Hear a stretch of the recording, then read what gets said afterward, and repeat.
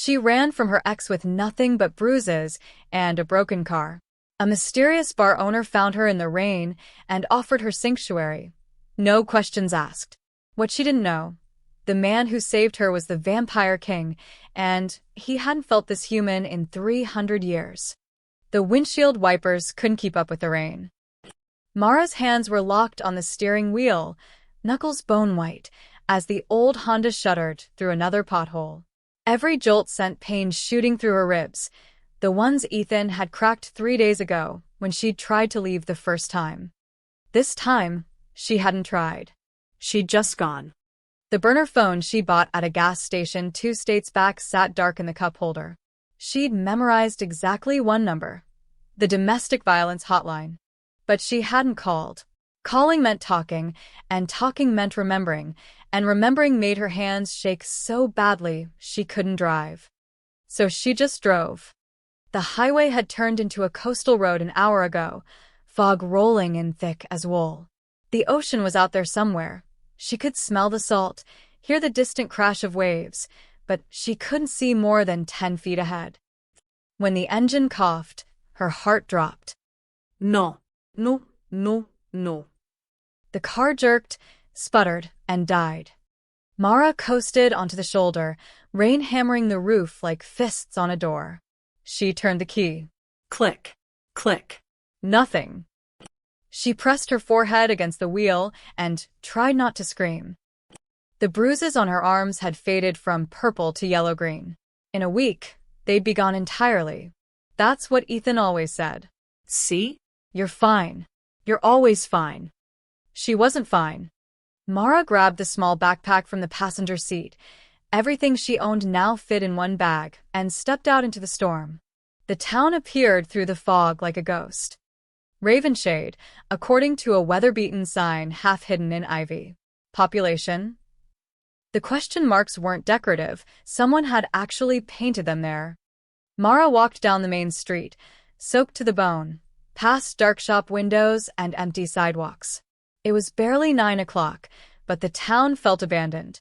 The only light came from a building at the end of the street, glowing soft red through the rain. A bar.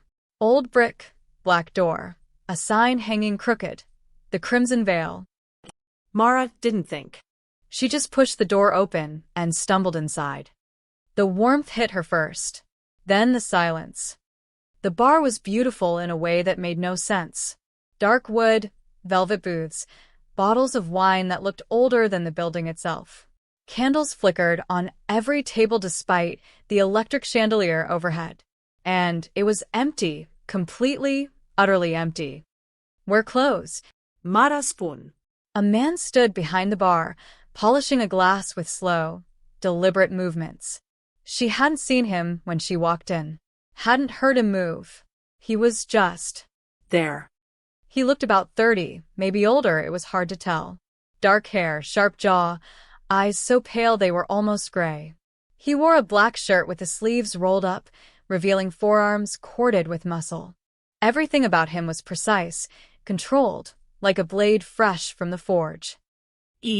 I'm sorry, Mara stammered. My car broke down. I just need to use a phone. No signal here, he set down the glass. Storm knocked out the cell tower. Oh, Mara's legs trembled.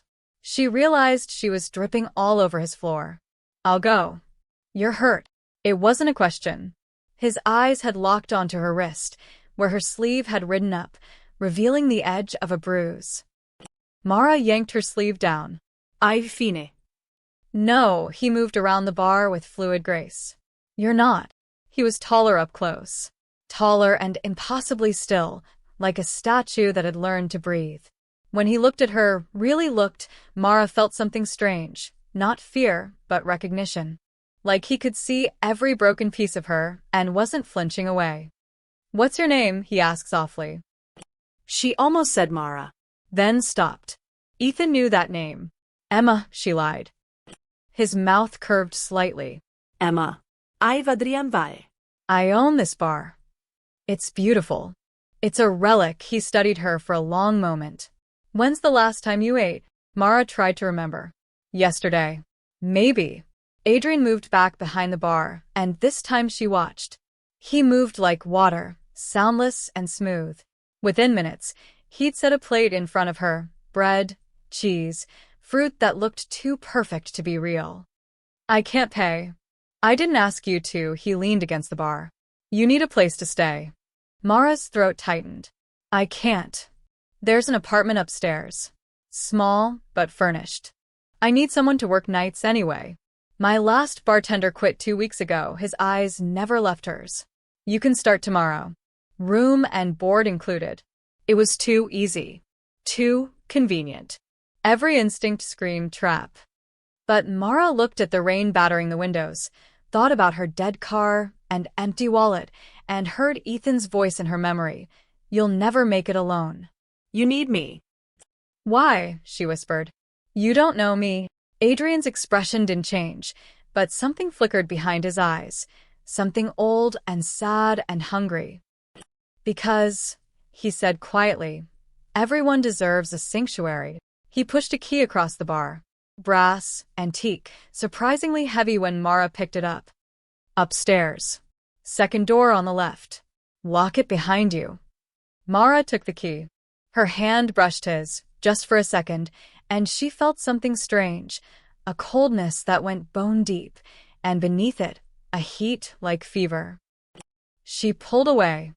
Thank you, she managed. Emma, his voice stopped her at the stairs. If anyone comes looking for you, anyone at all, you tell me first. The way he said it made her shiver. Not a request. A command. Or a promise. Mara climbed the stairs without looking back, feeling his eyes on her the entire way. The apartment was perfect. Too perfect. Clean white sheets. Fresh towels. A window overlooking the fog-shrouded street. Mara locked the door, tested the lock twice, then collapsed onto the bed. For the first time in 3 years, she was alone. For the first time in months, she felt safe. She didn't question why. Downstairs, Adrian Vale stood motionless in the empty bar, staring at the drop of water where Emma, who was not Emma, had stood. Her scent still lingered in the air. Blood and roses and something else, something that made every dead nerve in his body scream to life. He'd ruled the night for 3 centuries. He'd drained criminals and nobles, poets and thieves. He'd tasted every type of blood the world had to offer. But he'd never smelled anything like hers. Adrian's hand tightened on the bar until the wood cracked. This girl was going to be a problem. Or worse, she was going to be his salvation. Mara woke to silence. Not the terrifying kind, the kind where she'd learned to hold her breath and listen for Ethan's footsteps. This was different. Peaceful. The kind of quiet that felt like an exhale. She dressed in the same jeans and sweater from yesterday. She needed to find a laundromat soon, and venture downstairs. The crimson veil looked different in daylight. Less mysterious, more worn. The velvet booths were faded in places, the wood scratched and ancient. But somehow that made it better. Real. A note waited on the bar in elegant handwriting. Take what you need from the kitchen. Your shift starts at 8 p.m. No, Adrian.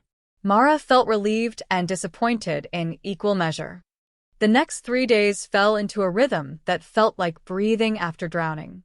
She worked nights, 8 p.m. until 2 a.m., serving drinks to customers who were nothing like she expected. No rowdy college kids or aggressive drunks. Instead, quiet people who ordered expensive wine, spoke in low voices, and always left generous tips. They were strange, though. Little things she couldn't quite place. A woman in a vintage dress who ordered the same red wine every night but never drank it, just swirled it endlessly in her glass. A man who flinched away from the mirror behind the bar. A couple who sat in the darkest corner booth and whose eyes reflected the candlelight like cats. And they all deferred to Adrian. He appeared every evening exactly at sunset, moving through the bar like a shadow made flesh. He never ate, never drank, not even water. Just watched from the corner booth, reading leather-bound books with pages yellowed by age. Sometimes Mara caught him staring at her. When their eyes met, He'd look away first, jaw tight, as if something about her presence caused him physical pain. "You're good at this," he said on the third night, appearing beside her so quietly she nearly dropped a bottle. Mara's heart hammered. "You have to stop doing that." "Doing what?" Appearing out of nowhere she stopped herself. Like a ghost, she'd almost said. Like a ninja. His mouth twitched. Almost a smile. "My apologies." He was close enough that she could smell him, cedar and something darker, like old books and older secrets. But beneath that, nothing. No worms. No pulse of body heat. "Are you cold?" The question slipped out before she could stop it. Adrian went very still. "Why do you ask?" "I don't know. Mara shook her head. "Never mind." "Forget it." But he didn't move away. Instead, he studied her face with unnerving intensity. "You're not afraid here." It wasn't a question, but Mara answered anyway. No. "I'm not." "You should be." Before she could ask what he meant, a customer called for a refill and Adrian vanished back into his corner. The wrongness started small. Bottles behind the bar labeled in Latin, Sanguis Veteris, Nox Aeterna. When Mara asked what they were, the elderly bartender who helped on busy nights, Marcus, just smiled and said, "How special." Mirrors that were always slightly fogged, no matter how many times she cleaned them. Customers who arrived after dark and left before dawn, without exception. And the dreams. Every night, Mara dreamed of blood. Not violence, something stranger. Ancient rituals, moonlit ceremonies, a woman with her face standing in a temple while shadows bowed before her. She told herself it was stress. Trauma. Her brain processing everything she'd survived. She almost believed it. On the fourth night, everything changed. A man stumbled in at midnight, already drunk, reeking of whiskey and rage. He was big, mid-40s, with mean eyes and rough hands. Too much like Ethan. "Bourbon," he slurred, collapsing onto a bar stool. "Top shelf." Mara poured with shaking hands, trying to ignore the way he stared at her chest. "You're new," he said. "I am." Pretty, his hand shot out and grabbed her wrist. The same wrist Ethan used to twist until she cried. "Real pretty." Mara froze. The bar went silent. Every customer turned to stare, their eyes reflecting candlelight in colors that shouldn't exist. Gold, crimson, silver. "Let go," Mara whispered. The man laughed. "Make me, sweetheart." Adrian was suddenly there. Not walking. Not moving. Just there, between Mara and the drunk, his hand wrapped around the man's throat. "Out." Adrian's voice was soft. Deadly. Now. But the drunk was too far gone to recognize danger. He swung wildly. His fist connected with Adrian's jaw. Nothing happened. Adrian didn't stumble. Didn't blink. The drunk might as well have punched a statue.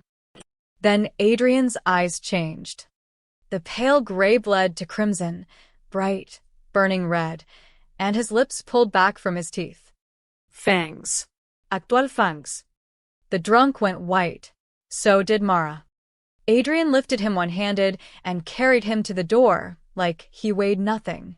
When he threw him into the street, the man flew 10 feet before hitting the pavement. The bar door slammed shut. Silence. Adrian turned slowly. His eyes were gray again. Human again. But Mara had seen. "Emma," he said quietly. "Let me explain." Mara backed away, her mind screaming impossible, impossible, impossible. Adrian took one step toward her, and she saw his hands trembling. "Please. Don't run." But running was all Mara knew how to do. She ran. Mara made it halfway up the stairs before her legs gave out. She sat on the steps, gasping, while her brain tried to process what she'd seen. Red eyes. Fangs. A man thrown like a rag doll. Impossible. But Ethan breaking her ribs had seemed impossible too, the first time, and the second, until it became her new normal. She touched her wrist where the drunk had grabbed her. Already, the skin was healing, the redness fading faster than it should. Footsteps on the stairs. Slow. Deliberate. I won't hurt you. Adrian's voice drifted up from below. I've had 4 days to hurt you, Emma. 4 nights alone with you in my bar. If I wanted to harm you, you'd already be dead. The brutal honesty made her laugh, a sharp, hysterical sound. That's supposed to be comforting. It's supposed to be true. Mara looked down. Adrian stood at the bottom of the stairs, hands visible, palms up. Surrendering. In the dim light, he looked almost human. Almost. What are you? She whispered. You know what I am. Say it. Adrian's jaw tightened. Vampire. The word hung in the air between them. Mara waited for disbelief, for her rational mind to reject it. Instead, all the pieces clicked into place. The coldness, the customers who never aged, the Latin bottles, the way everyone moved like predators. The bar, she said slowly. Everyone here. Most of them, yes. And me. Her voice cracked. What am I to you? Food. Pain flickered across Adrian's face. No. Never. He climbed one step, testing. When she didn't bolt, he climbed another. You're complicated. Complicated how? He stopped 3 steps below her, close enough that she could see the conflict warring in his eyes. Your blood. It smells different.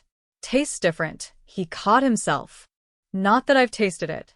But I can sense it. Every vampire in this town can. Mara's hand went to her throat instinctively. What's wrong with my blood?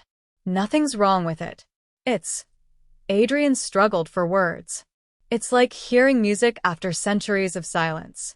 Every instinct I have screams to bite you, but something deeper tells me you'd either save me or destroy me. That makes no sense. I know. The next morning, Marcus found her in the kitchen, trying to make coffee with shaking hands. He told you, the old bartender said, not a question. Mara spun around. In daylight, Marcus looked grandfatherly. Wire-rimmed glasses, cardigan, kind smile. Not a monster. Are you? Turned in 1847, Marcus said cheerfully, pulling down a proper coffee mug. Yellow fever should have killed me. Adrian found me instead. And now you serve drinks for him? I serve drinks with him. There's a difference. Marcus poured her coffee. He's a good man, Emma. Or whatever your real name is. Mara flinched. Relax.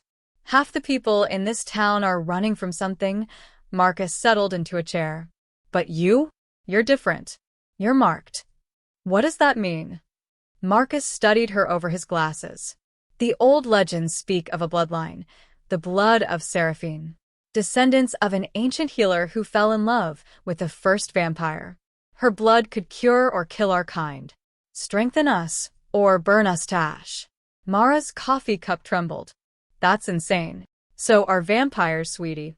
Yet here we are. Marcus leaned forward. The bloodline was thought extinct. But your scent, your presence, it's driving Adrian mad. He hasn't fed properly in days. Won't go near anyone while you're here. Why not? Because you're making him feel human again. And that's the most dangerous thing a vampire can feel.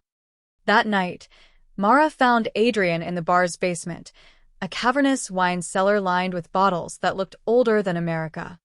Marcus told me, she said. Adrian didn't turn around. He shouldn't have. I needed to know. Mara stepped closer. Is it true? This bloodline thing? I don't know. Maybe he finally faced her. I've lived 300 years, Emma. I've seen empires fall and monsters rise. But I've never felt anything like what I feel when you're near me. Which is hunger. His voice dropped. And hope. And that terrifies me more than anything I've faced in 3 centuries. Mara should have been afraid. Should have run. Instead, she rolled up her sleeve, exposing her wrist. Prove it. Taste it. No. You said you could sense. No. Adrian's control cracked, his eyes flashing red for just a moment. Because if I taste you, Emma, I don't know if I could stop. And I will not, his voice broke. I will not become the monster you ran from. The words hit Mara like a fist to the chest. Ethan, she whispered. My real name is Mara. Adrian's expression softened. Mara. And he's going to find me, the truth spilled out. He always does. He'll come here, and he'll destroy everything, because that's what he does. Then let him come. Adrian's voice turned cold, ancient, terrifying. And I'll show him what real monsters look like. Ethan arrived on the 7th day, and he brought hell with him. Mara was restocking bottles when the bar door slammed open. She knew before she turned, knew by the way her body went cold, knew by the sudden silence as every vampire in the room went still. Mara, Ethan's voice slurred with alcohol and rage. I know you're in here, baby. Time to come home. He looked worse than she remembered. Unshaven, wild-eyed, his shirt stained with what might have been blood or whiskey. But those hands were the same. The ones that had broken her ribs, her spirit, her sense of safety. The bar's closed, Marcus said calmly from behind the counter. Ethan ignored him, his eyes locked on Mara. There you are. Do you have any idea what you put me through? I've been looking everywhere. How did you find me? Mara's voice was steadier than she felt. You think you're smart? You used our insurance card at that gas station in Delaware. Flagged the account, he stumbled forward. Now stop being dramatic and let's go. We can forget this whole thing. No. The word came out clear. Final. Mara stood straighter, feeling something shift inside her. I'm not going anywhere with you. Ethan's face darkened. Mara, don't make me. The lady said no. Adrian materialized from the shadows, placing himself between Mara and Ethan. He was smaller than Ethan, leaner, less obviously muscular, but something about his stillness made him seem more dangerous than any drunk ex-boyfriend. Ethan laughed. What are you, her new boyfriend? She tell you she's crazy? That she makes things up? Leave. Adrian's voice was silk over steel. While you still can. Or what? Ethan shoved Adrian's shoulder. Big mistake. Adrian didn't move. Ethan might as well have pushed a brick wall. Mara, Adrian said quietly, never taking his eyes off Ethan. Go upstairs. No, Mara's hands clenched into fists. I'm done running. Ethan's face twisted with rage. You ungrateful bitch. He lunged past Adrian and grabbed Mara's arm, yanking her forward. I gave you everything. The pain was familiar. The fear was familiar. But something new rose in Mara's chest, pure, incandescent fury. Then Adrian moved. One moment Ethan had her arm. The next, he was airborne, crashing into the wall so hard the brick cracked. He slumped to the floor, gasping. Adrian stood over him, and this time he didn't hide what he was. His eyes burned crimson. His fangs lengthened, sharp and gleaming. When he spoke, his voice carried the weight of centuries. You will never touch her again. Ethan scrambled backward, terror replacing rage. What the fuck? Your eyes, what are you? Your worst nightmare. Adrian reached down and hauled Ethan up by his throat, lifting him until his feet dangled. If you ever come near Mara again, I will find you. I will hunt you through every shadow, every dark corner of your pathetic little life. And when I catch you, and I will, I'll make you beg for death. He threw Ethan toward the door. Ethan hit the ground, rolled, and scrambled to his feet. But before he fled, his eyes met Mara's, not with love or regret, but with something worse. Calculation. Victory. He'd seen what Adrian was. He ran, but not in defeat. In strategy. The door slammed shut. The bar remained silent. Everyone out, Adrian said quietly. The customers obeyed instantly, filing out until only Mara, Adrian, and Marcus remained. Mara's legs finally gave out. She collapsed into a booth, her entire body shaking. Not from fear of Adrian, but from the realization of what had just happened. You showed him, she whispered. You showed him what you are. Adrian's eyes faded back to gray. He looked haunted. I'm sorry. I couldn't.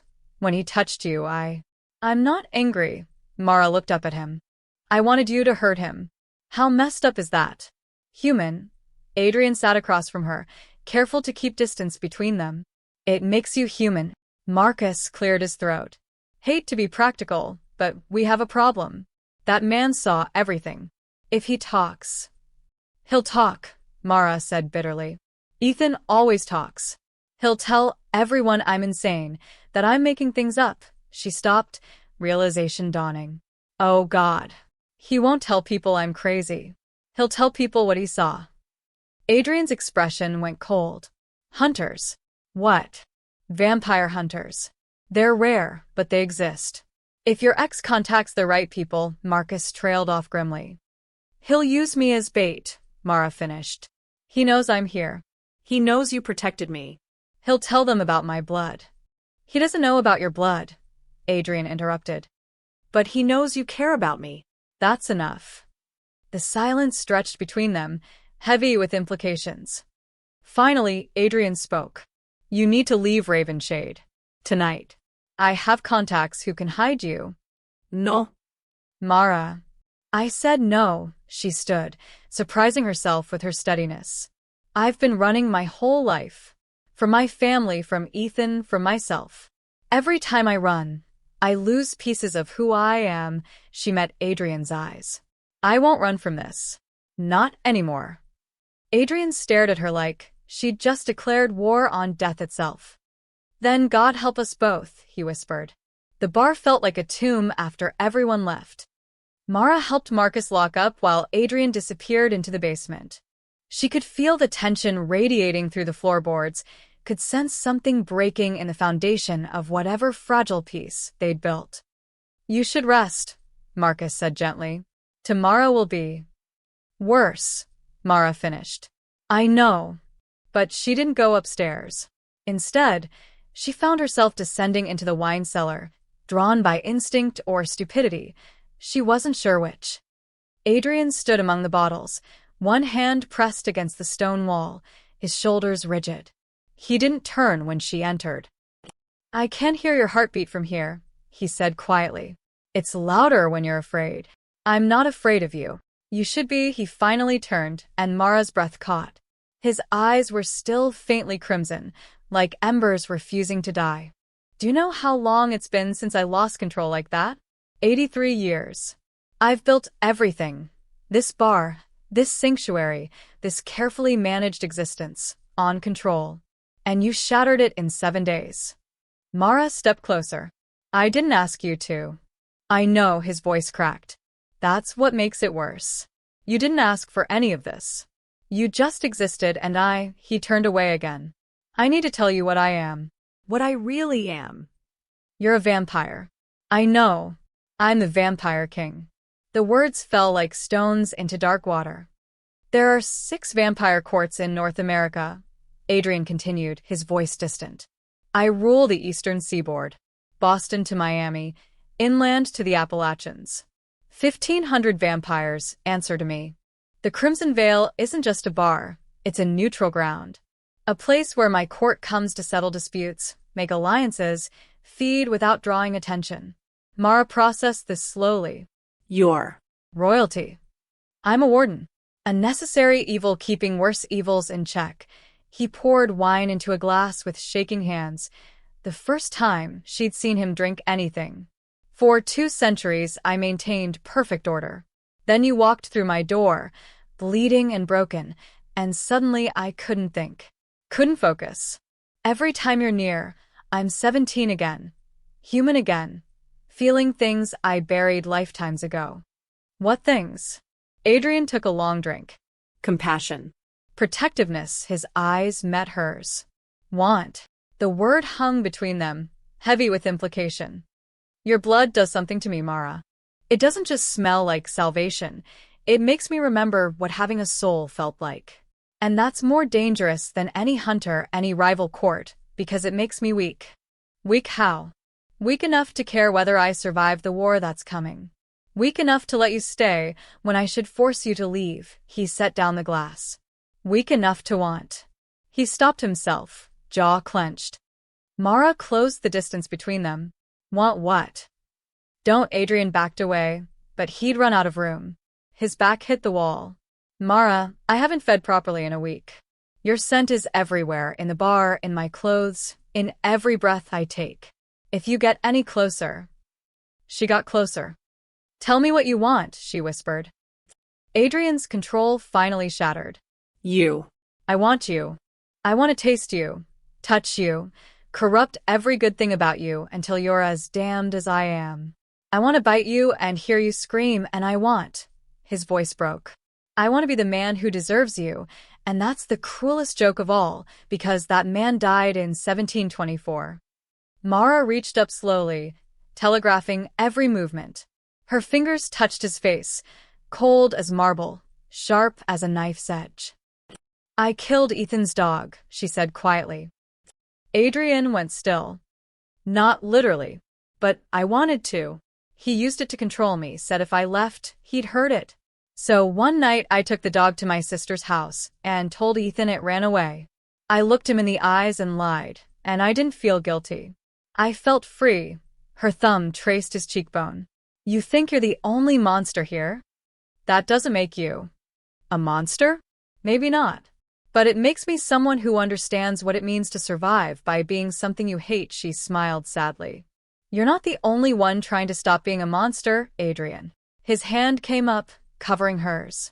His skin was ice cold, but his touch was gentle, reverent, even. If I bite you, he whispered, I don't know if I could stop. Then don't bite me, Mara's heart hammered. Just kiss me. For one endless moment, Adrian stared at her like she was offering him heaven and hell in the same breath. Then he kissed her. It was nothing like she expected. Not cold, not dead, desperate and alive and tasting of wine and centuries of loneliness.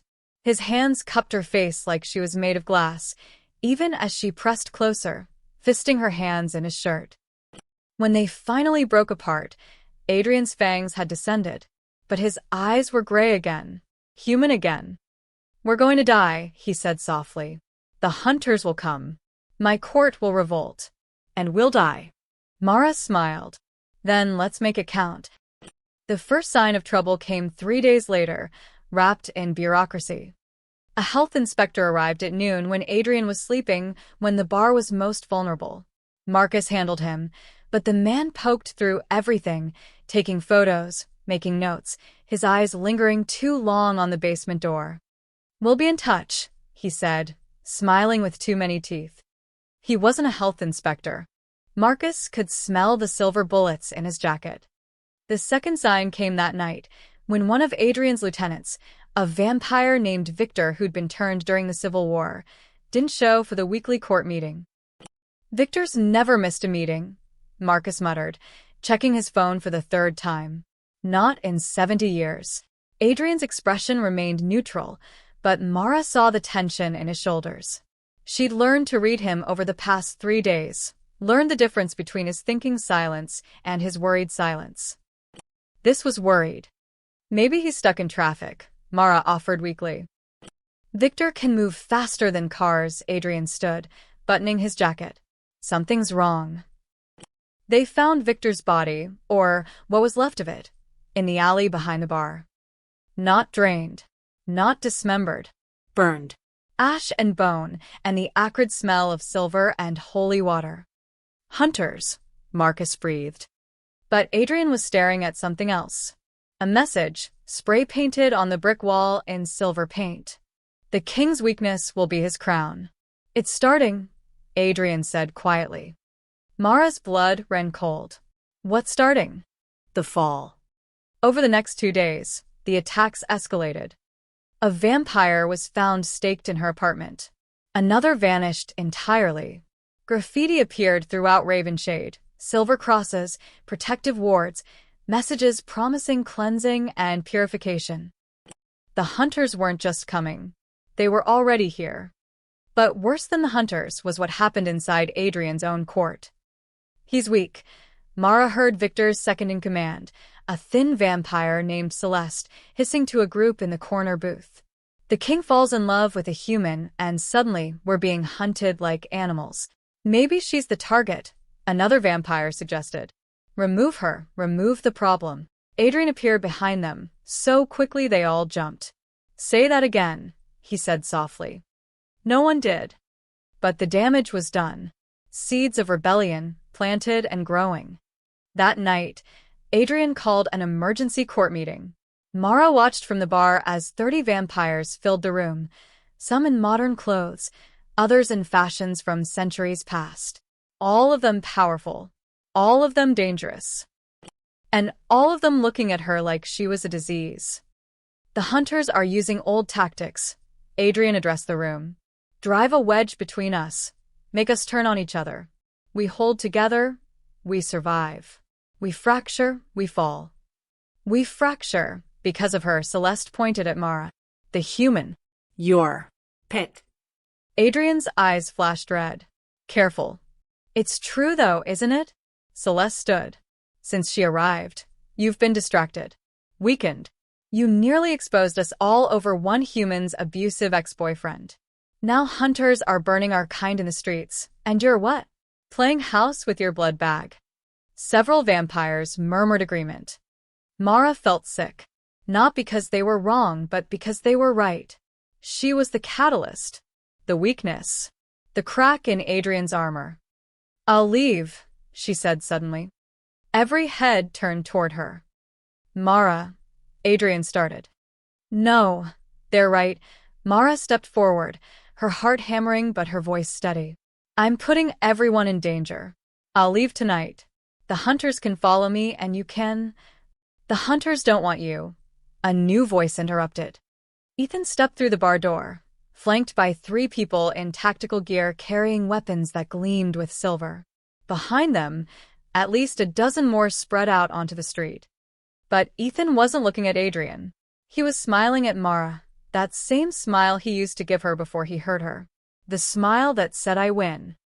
"They want him," Ethan continued, gesturing to Adrian. "The Vampire King. But they'll settle for his entire court." He pulled out a phone, showing a photo, Mara and Adrian kissing in the wine cellar. "I've been documenting everything. Every vampire who's entered this bar. Every violation of the Covenant." "The Covenant?" Mara whispered. Adrian's face had gone pale. "An old treaty. Vampires stay hidden. Hunters leave us alone. If he is proof we've broken it, then open season." One of the hunters finished, raising a crossbow. "Every vampire in this town is fair game." Ethan's smile widened. "Here's the deal, Mara. You come with me right now, we leave, go back home, forget this ever happened, and I'll delete everything. These nice people will leave your monster friends alone. And if I don't, then everyone you care about burns." The bar erupted. Vampires hissed, hunters raised weapons, and Adrian moved to shield Mara. Thunder cracked outside. The storm that had been building all day finally broke, rain hammering the windows like fists. Ethan held out his hand. "Choose, Mara. Me or them. Love or death."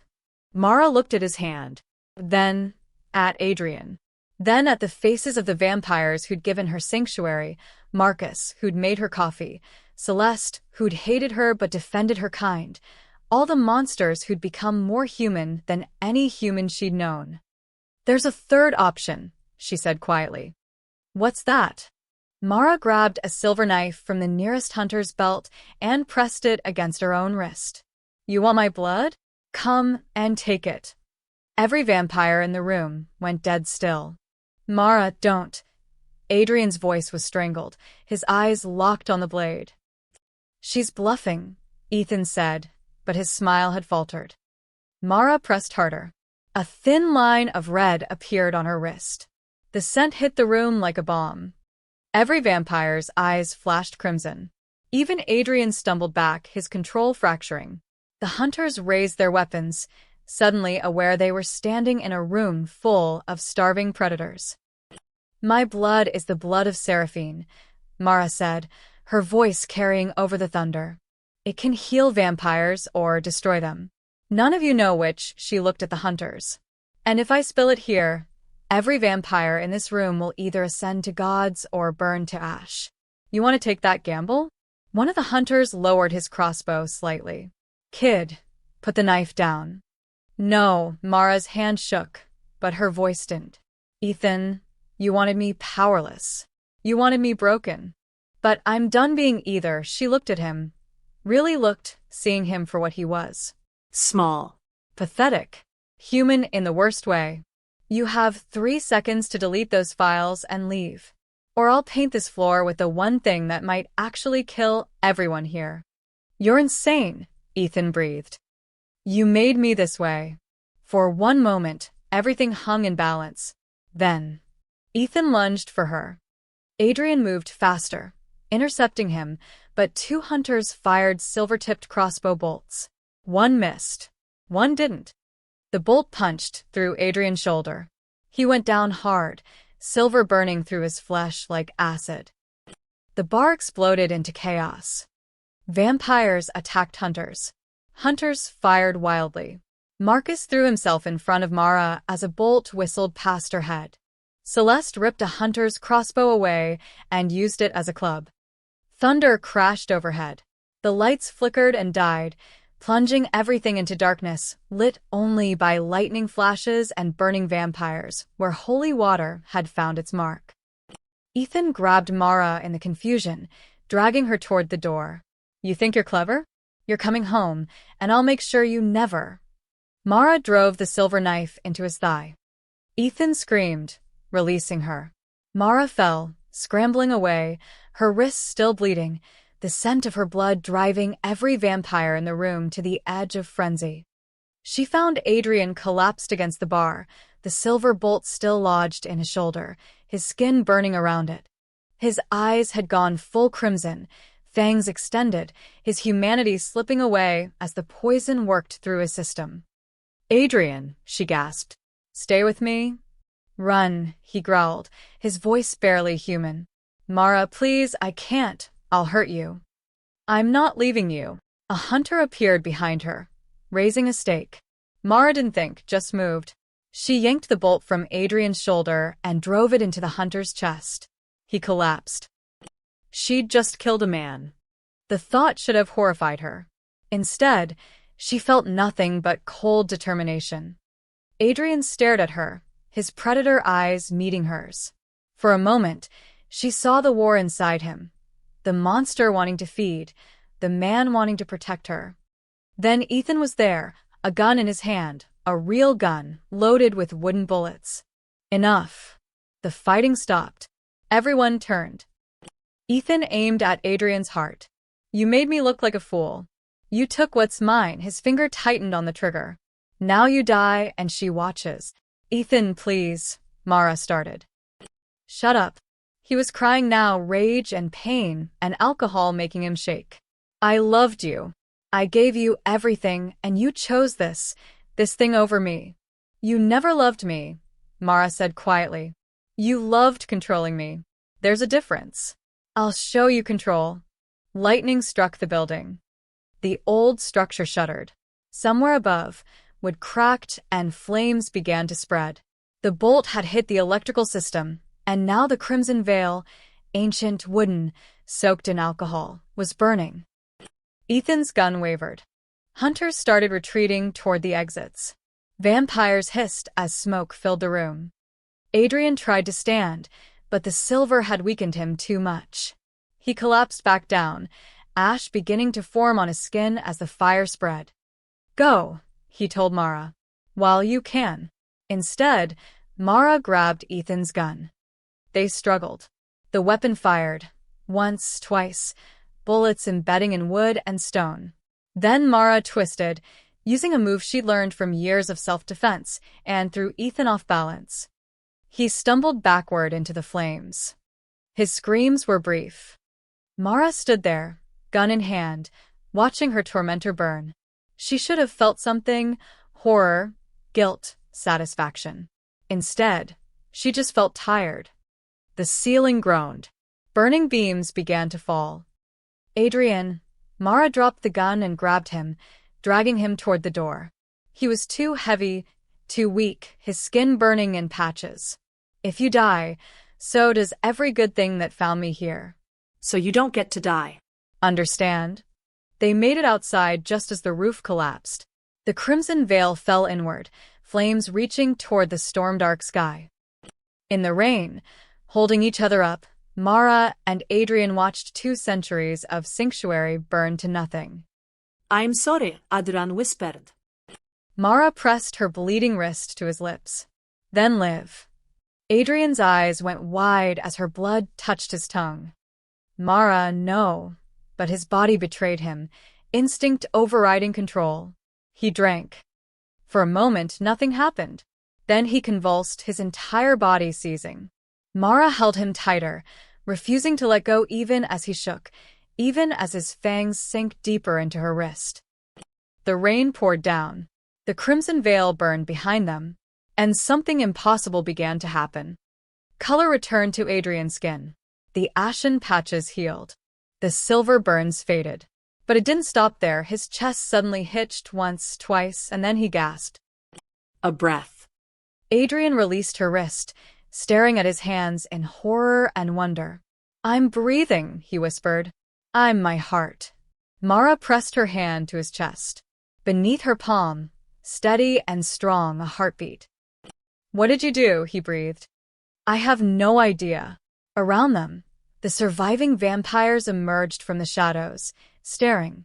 Marcus approached cautiously, his scholarly face twisted with awe and fear. The prophecy, he whispered. The blood of Seraphine doesn't kill or strengthen vampires. It gives them a choice. What choice? Mara asked. To be human again. To die as they were meant to. Or to continue forever. Marcus looked at Adrian. You chose whether you knew it or not. You chose her. You chose life. Adrian stood slowly, testing his new mortality. The sun would rise in an hour. For the first time in 300 years, he would see it. The hunters, Mara said suddenly. They saw their target burn. Marcus interrupted. The vampire king died tonight. Let them believe it, he smiled sadly. We'll scatter. Find new sanctuaries. The court will survive just elsewhere. Celeste stepped forward, her earlier hostility gone. He gave us 2 centuries of peace. That's more than most monarchs manage. She inclined her head toward Adrian, a gesture of respect. Live well, your majesty. One by one, the vampires disappeared into the rain, melting into shadows, heading toward new lives or old graves. Soon, only Marcus remained. You'll need money, he said, pressing a thick envelope into Adrian's hand. And this, a set of car keys. The Volvo's old but reliable. Like me. Marcus. I've been ready to see the sun for 40 years. Maybe I'll head west. I hear Arizona's nice. Marcus hugged Adrian briefly. Take care of her. She's saved all of us. Then he too was gone, leaving Mara and Adrian alone in the rain, watching the last embers of the crimson veil fade to ash. They drove south as dawn approached. Adrian's hands shook on the wheel from blood loss, from transformation, from fear. Mara kept her hand on his thigh, grounding him, reminding him he wasn't alone. I can feel everything, he said quietly. Hunger, thirst, Pain. I forgot how much humanity hurts. Is it worth it? Adrian glanced at her. In the pre-dawn light, his eyes were still gray, but now they held warmth. Life. Ask me when the sun rises. They stopped at a lookout point as the sky began to lighten. Adrian stepped out of the car slowly, reverently, facing east. If this kills me, he said, thank you for making me feel alive first. It won't kill you. You don't know that. Yes, I do. Mara took his hand. I've spent my whole life running from monsters. I know the difference between the ones who deserve to burn and the ones who deserve to be saved. The sun crested the horizon. Adrian flinched, bracing for the burning, for the end. Instead, warmth spread across his skin. Golden light. Beautiful, impossible light. He started laughing or crying. Mara couldn't tell which. Maybe both. He fell to his knees in the grass, tilting his face toward the sun, tears streaming down his very human cheeks. I'd forgotten, he whispered. I'd forgotten it was this beautiful. Mara knelt beside him, and they watched the sunrise together. Two broken people who'd found each other in the dark and somehow made it to the light. 6 months later. The cafe didn't have a name at first. Mara just started calling it Sanctuary, and the name stuck. It sat on a different coastline, in a town that asked no questions about the quiet couple who'd moved in and started serving the best coffee and pastries anyone had tasted. The locals loved them, the kind man with the old-fashioned manners and the gentle woman with the careful smile. Sometimes people would come in looking haunted, running from something. Mara always gave them free meals and phone numbers for shelters. Adrian always made sure they left safely. They were building something new from the ashes of what they'd lost. Adrian still had nightmares about the hunger, about the centuries of blood. Mara still flinched at sudden movements, still checked the locks 3 times before bed.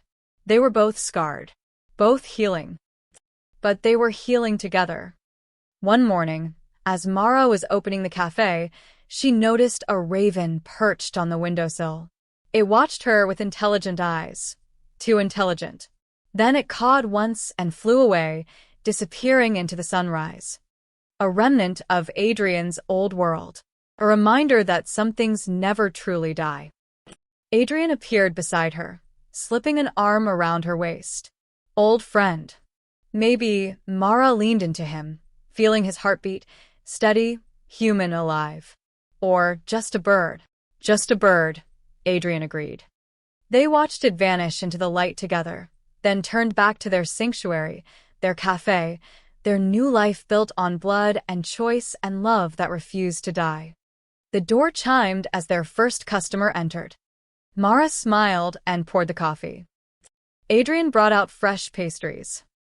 And somewhere in the distance, the raven called once more before the dawn swallowed it whole. The end.